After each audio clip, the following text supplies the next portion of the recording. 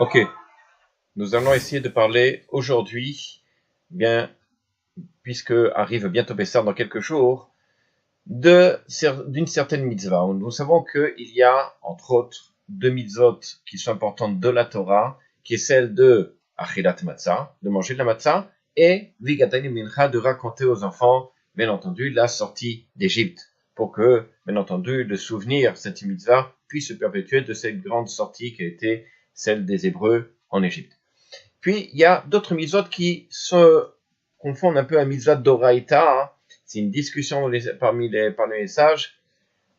Mitzvah, c'est sur celle-ci que je vais parler, mitzvah de Achilat Maror. Manger le maror, c'est-à-dire, on va voir la laitue. Il y a deux passages dans la Torah qui parlent justement de cette mitzvah de manger le maror. La première, c'est dans Shemot. J'ai ici le texte, dans chapitre 12, verset 8. Vachal et tabassar, et tu mangeras donc de la viande, balaïla azé, la viande ce soir-là, tzli esh, donc grillée au feu, ou matzot umurim yochlu, et des matzot avec maror, justement, umurim, on va voir exactement, yochlu, vous les mangerez.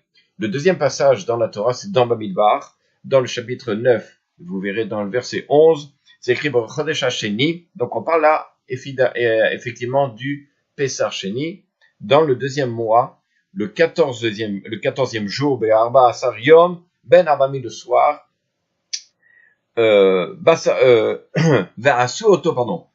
Matzot Morim Yochlu. Et vous ferez donc, sous-entendu le Korban, etc., Al Matzot sur les Matzot que vous allez manger, et Mumrorim, encore une fois, et le Maror, donc Yochlu, vous le mangerez. La Gemara dans Psachim nous dit qu'aujourd'hui, du fait qu'il n'y a pas de Korban Bessar du sacrifice, on va dire comme ça, Pascal, d'accord, la mitzvah du Maror n'est plus de la Torah, mais elle est des sages, puisque la mitzvah de manger du Maror, c'est seulement lorsqu'il y avait le Korban, le sacrifice du Pessah.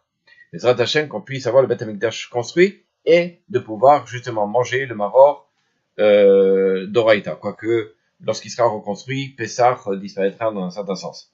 Les sages d'ailleurs nous disent la raison de cette mitzvah, et c'est sujet aussi à discussion. Certains disent que c'est un souvenir justement de lorsque l'on faisait le korban, qu'on mangeait justement matzot umurim, les matzot umurim, donc c'est zecher l'amigdash, c'est un souvenir du Beth Amikdash. Mais il y a d'autres, comme Rabbi Shlomo Iger, qui lui donne un terme qui a une raison qui est assez intéressante. Il dit, il rapporte justement une discussion entre les sages et Hillel, et il montre comme quoi, étant donné que la vie était l'amertume de la vie des Hébreux, et que maror ou mororim, c'est sur l'amertume, c'est la traduction, c'est l'amertume. Alors justement, il dit c'est en souvenir, le maror, comment je en souvenir l'amertume qu'avaient les Hébreux en Égypte. Quoi qu'il en soit, quel est le maror? Quel est ce légume, ce fameux légume qu'on doit manger? Alors la Mishnah dans Psachim 39a nous dit 5 sortes d'espèces de légumes auxquels apparemment on pourrait être quitte. Alors la Gemara, elle énumère. Le premier, c'est la chazeret. Le deuxième, c'est tamcha. Alors, la traduction aujourd'hui, c'est très difficile de savoir quel est ce légume. Même chose pour harovina, un autre légume. Et le quatrième, c'est olshin. Et le cinquième, c'est maror.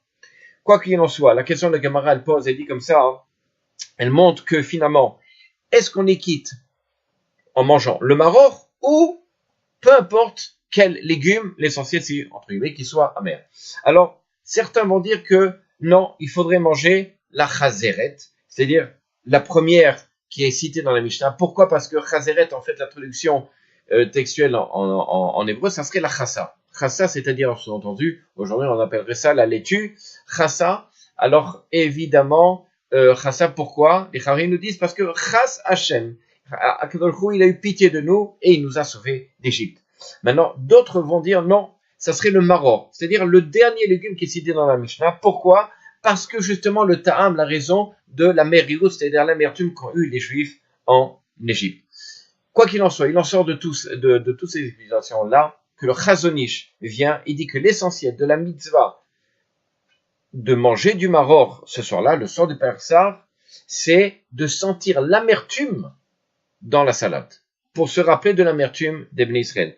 Ça veut dire que si moi, en mangeant de la chassa, en mangeant peu importe le légume, le maror que je vais manger ce soir-là, je ne sens pas l'amertume, je ne suis pas quitte. Et comme ça, une grande partie des poskim, des décisionnaires, pensent que si on ne mange quelque chose qui n'est pas amer, alors on ne sera pas quitte de la misa. Donc vous comprenez bien que souvent certains, ils sont là entre eux, mettre le charoset, quelque chose qui est sucré comme ça, ce qu'on appelle la mortie, de mettre sur cette salade qui est sucrée, sur la salade qui est en présent amer, et vous n'avez absolument plus le goût de l'amertume. Donc là, il y a un problème, c'est erroné. Il faut faire attention de mettre juste un petit peu, juste de quoi sentir, entre guillemets, cette amertume. Il faut faire attention le charoset de quoi soit quand même amer, ainsi que la salade, qu'on doit sentir l'amertume de la salade.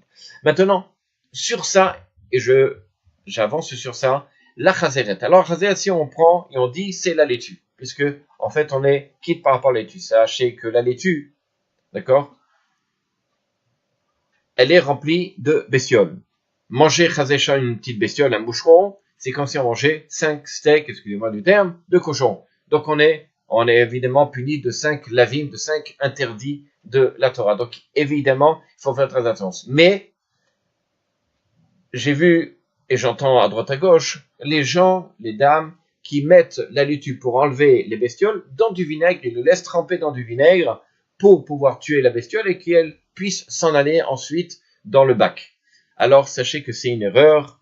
Il faut jamais laisser tremper la laitue s'il y a des bestioles. Le Midrash Yisrak dit justement la raison pour laquelle, parce qu'il dit que le vinaigre, ça, il y a un problème de gvisha, c'est-à-dire gvisha, c'est-à-dire de conservation. Mais qui dit conservation dit cuisson. Et donc, ça veut dire dans un certain nombre que la salade va cuire avec la bestiole, et donc le goût de la bête va rentrer de ce moucheron-là, va entrer dans la salade et donc va interdire la salade. Effectivement, le moucheron va partir, mais la salade, elle est imbibée de l'interdit qui est celui des bestioles qu'ils peuvent avoir. Donc, il faut arrêter de tremper dans du vinaigre, laisser tremper le vinaigre. Le mieux, c'est évidemment de tremper dans du savon, pas laisser longtemps parce qu'on perd le goût de l'amertume, laver plusieurs fois, regarder à la lumière s'il n'y a pas de bestiole. Maintenant, vous allez me dire, mais aujourd'hui, il y a de la salade qui est cachère, qui vient d'Eretz Israël, qui est promis, dans lequel ils promettent qu'il n'y a pas de bestiole. Il faut toujours vérifier parce qu'il peut y en avoir au moment où on ferme le sachet. Quoi qu'il en soit, sachez qu'il y a quand même une question sur ces salades-là. Pourquoi? Premièrement, c'est que ces salades-là, effectivement, c'est laitues qui ont été traitées, d'accord? Elles ont été traitées comment? Vous savez comment une salade qui est traitée, qui n'a pas de bestioles, on les traite sur des planches en bois, on les fait grandir, on les fait pousser dans des planches au-dessus de la terre, dans de l'eau. Le problème, c'est que, d'après le Chayei Adam, il parle dans la Gemara au sujet de fruits qui viennent d'un pot dans lequel tzitzenon la couve, c'est-à-dire un pot qui n'est pas troué. Quelle est la bracha que l'on va faire sur ces fruits-là? Et il dit qu'on ne fera pas boré peri adamo ou boré peri aetz. Pourquoi? Parce que c'est un pot qui n'est pas dans la terre. Et donc, on devrait faire chez Akol. Donc, évidemment, on a un problème avec ces salades-là. Quelle bracha on va faire sur ces salades-là qui ont été, évidemment, travaillées dans une culture au-dessus de la terre? Alors, sachez que ce n'est pas ma question, c'est la question du Shevat HaLevi. Le Shevat HaLevi, lui, dit malgré tout, bien que c'est vrai qu'on pourrait dire que la salade est au-dessus de la terre, donc ça ne s'appelle pas Boré Perdéen qui a créé les légumes ou les fruits de la terre, mais il dit étant donné que la graine, ou en tout cas ce qui est le départ de la laitue, elle vient quand même de la terre, ça s'appelle quand même que c'est de la terre, d'après lui on ferait Boré Perdéen. Mais seulement le Rav Yosef dans Evia Omer, lui il dit un légume qui a été planté, enfin qui a poussé en dehors de la terre, sur des planches, des fois aussi les endives, etc., qui ont poussé en dehors de la terre, c'est un mensonge de dire Boré Periadama, comme c'est dit Nevi Omer, il faudra faire chez Akol. Pour conclure, pour être quitte finalement du maror, alors bien entendu, prendre la chassa, la laitue qui vient d'Israël, qui n'a pas de bestiole, seulement le problème, c'est que quel bracha on va faire dessus? Est-ce qu'on fait Shakol ou pas Shakol? Boré Periadama ou pas Boré Periadama? Il y a un problème de safek. Deuxièmement, peut-être qu'il n'a pas suffisamment le goût, d'accord? De l'autre côté, c'est la mitzvah même du maror, c'est la laitue. Alors, comme ça, nous dit le Rav Edenes, un des poskim d'Eretz Israël, il nous dit de mélanger la laitue avec la chazelle, c'est-à-dire La chazeret, c'est la fameuse le légume qui est à Ashkenaz, qui est très amer, vous savez, j'ai perdu le mot, qui est rouge, d'accord? Vous le mélangez avec la laitue, d'accord? Le réfort, voilà, je me rappelle, le réfort, vous le mélangez avec la laitue pour pouvoir être quitte de la misa. À la fois, ça sera boré piadama, et en même temps, la chazeret, elle est amère, elle est suffisamment forte pour donner cette goût, et on est quitte en même temps de la laitue, de la mitzvah, du maror. À bientôt.